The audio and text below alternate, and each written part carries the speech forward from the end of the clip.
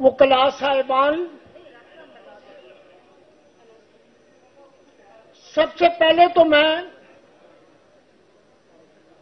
موجودہ executive committee اور جناب عابد زبیری صاحب کا مشکور ہوں کہ جہاں انہوں نے اپنے دور میں اور بہت اہم اقدامات اٹھائے ہیں، آج کا یہ کنونشن بھی منعقد کر کے انہوں نے ایک بہت بڑا قدم اٹھایا ہے، وہ مستحق ہیں مبارکباد۔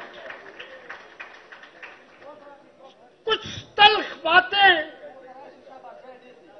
ضروری ہیں۔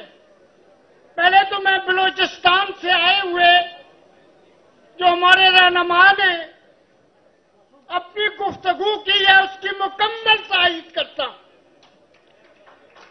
کیونکہ ملک کو اس حال میں پہنچانے والے تمام سیاسی جماعتیں ہیں، کوئی جماعت مبرہ نہیں ہے، ہمیشہ اسٹیبلشمنٹ کے کاندھوں پر سوار ہو کر آتے ہیں، حکومت کرتے ہیں، لوگوں کے مفاد میں کچھ نہیں کرتے ہیں، آئین کی دھجیاں اڑاتے ہیں، تو آج یہ حال ہو گیا ہے۔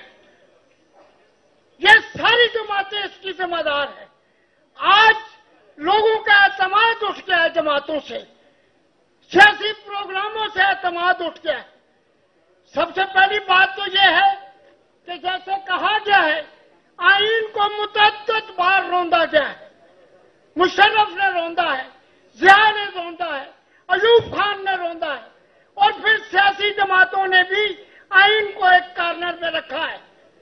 تو آج جو موجودہ صورتحال ہے اس کی ذمہ داری جہاں اسٹیبلشمنٹ پر ہے وہاں پر سیاسی جماعتوں پر بھی ہے، اور ہمیں اپنے گریبانوں میں یہ جھانکنا چاہیے، ہمیں اپنا محاسبہ کرنا چاہیے کہ یہ صورتحال کیوں پیدا ہوئی ہے۔ پہلی تو بات میں مطالبہ کرتا ہوں کہ تمام جتنے سیاسی قیدی ہیں ان کو فیئر ٹرائل کا حق دیا جائے۔ اگر آپ دیکھیں کہ اس ملک کے اندر ہر طبقہ فکر نے 9 مئی کے واقعات کی مذمت کی ہے، اگر کوئی اس میں ملوث ہے تو آپ ایک کمیشن بنائیں اور اس میں جو ذمہ دار لوگ ہیں ان کو قانون کے کٹہرے میں لائیں، اور جو بے گناہ ہیں، جو مفت میں بے گناہی میں ہماری بیٹیاں ہیں یا بہنیں ہیں، ان کو فیئر ٹرائل کا حق دیا جائے۔ ہمارا جھگڑا اسٹیبلشمنٹ کے ساتھ ہے۔ اسٹیبلشمنٹ ملک کی ہر چیز میں مداخلت کر رہی ہے، معیشت میں مداخلت کر رہی ہے،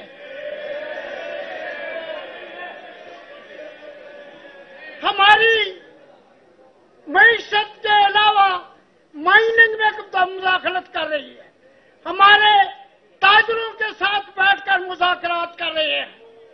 پولیٹیکل سسٹم پوری طرح سے فیل ہو چکا ہے، لہذا ہمیں جو سٹیپ اٹھانے ہیں اس میں ہمارا جو نمبر 1 آئین کو ختم کرنے یا اس کی کوشش کرنے والا ہے وہ اسٹیبلشمنٹ ہے۔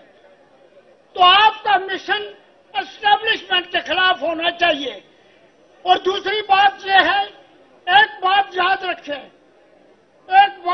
رکھیں، میں ایک محب الوطن شہری کی حیثیت سے یہ بات آپ تک پہنچانا چاہتا ہوں کہ اسٹیبلشمنٹ اور فوج کو الگ کریں، نچلی فوج کو الگ کریں، جرنیلوں کے ساتھ اگر آپ کے اختلافات ہیں تو ہائی لائٹ کریں، ان کی کرپشن کو سامنے لائیں، چاہے وہ فیض ہو چاہے وہ باجوہ ہو، لائیں سامنے۔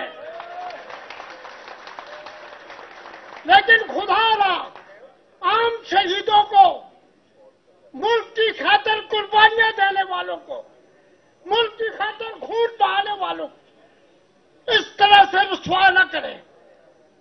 تو یہ بات ذہن میں رکھیں۔ آج ایک دفعہ پھر میں کی ایگزیکٹو کمیٹی کو खराज तहसीन पेश करता हूं, लेकिन चूंकि वक्त कम है तो मेरी बातों पर गौर फरमाएं और कोशिश करें कि अंदर नुमाई वैसे वाकयात न हो। कोशिश करें कि अदालतें इंसाफ और कानून पूरा करें।